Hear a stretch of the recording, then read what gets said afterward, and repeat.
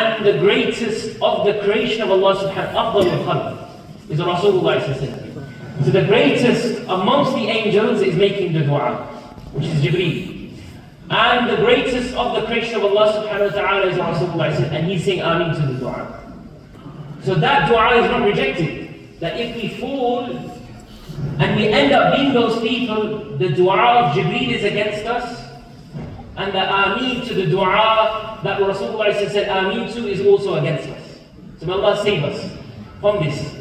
And what was that dua? The dua Jibreel made, he raised and he supplicated to Allah, "Oh Allah, that the one that Ramadan comes to," meaning Ramadan comes to that person, and he was not given your forgiveness, "Oh Allah, let him enter Jahannam."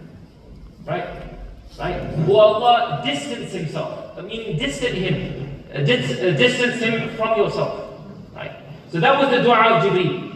That, "Oh Allah, distance himself, فَأَبْعَدَهُ اللَّهُ." So this was the dua that Jibreel made, and Rasulullah said, فَقُلْتُ آمين. So I said Ameen to the dua of Jibreel.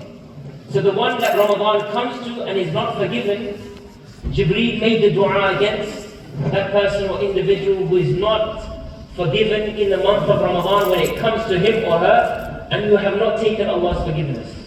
Because even Jibreel knew, and the Messenger of Allah sallallahu alayhi wa sallam knew, that Ramadan is that month that you are easily forgiven by Allah. That if you cannot be forgiven in Ramadan, there's no chance for you in any other month.